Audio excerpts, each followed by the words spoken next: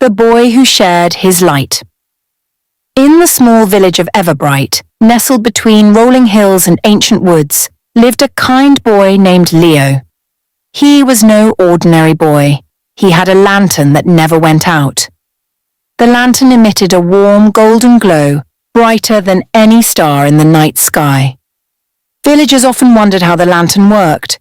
Some said it was magic, others believed it was a blessing from the heavens. But Leo knew the secret. The lantern's light came from the kindness he carried in his heart. Every time Leo helped someone, the lantern shone even brighter. One cold winter evening, the village was cloaked in darkness. Thick clouds covered the sky, and the moon and stars were nowhere to be seen. The villagers were worried, for they depended on the moonlight to guide them through the long, winding paths. Without light, they couldn't fetch water, find firewood, or visit one another. Seeing the distress around him, Leo decided to help. He held up his lantern and walked to the center of the village. "Let my light guide you," he said with a smile. The villagers gathered around him, relieved and grateful. But one by one they began asking for more. "Leo, can you light my path to the well?" asked old Mrs. Clara. "Leo, can you come to my house?" "My children are scared of the dark," pleaded Mr. Jacob. "Leo, we need your light in the forest to find firewood," called young Emma. Leo wanted to help everyone, but he couldn't be everywhere at once.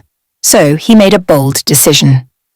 "I will share my light with you," he declared. The villagers were puzzled. "How can you share your lantern?" asked little Timmy. Leo smiled. "This lantern glows because of kindness. If you help one another, the light will spread." He placed his lantern on a high rock where everyone could see it. Then he began teaching the villagers how to create their own light. "Help someone in need. Speak kindly. Share what you have," Leo said. "Every good deed will make your lantern glow." At first, the villagers were skeptical. Can kindness really make a light? They wondered. But they decided to give it a try. Emma helped an elderly neighbor carry firewood to her house. To her surprise, a tiny glow appeared in her own lantern. Mr. Jacob comforted a crying child, and his lantern flickered to life. Mrs. Clara shared her freshly baked bread with a hungry traveller, and her lantern began to shine. Soon the entire village was aglow. Each person's lantern illuminated their home, their path, and their heart. The once dark village now sparkled like a field of stars. But one person, a grumpy man named Mr. Grimsby, refused to participate.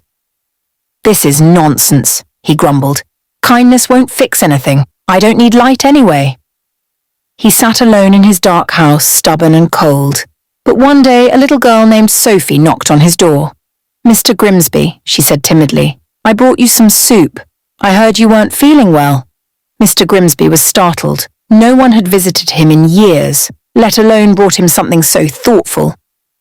He accepted the soup reluctantly, mumbling a gruff thank you. As Sophie left, something strange happened.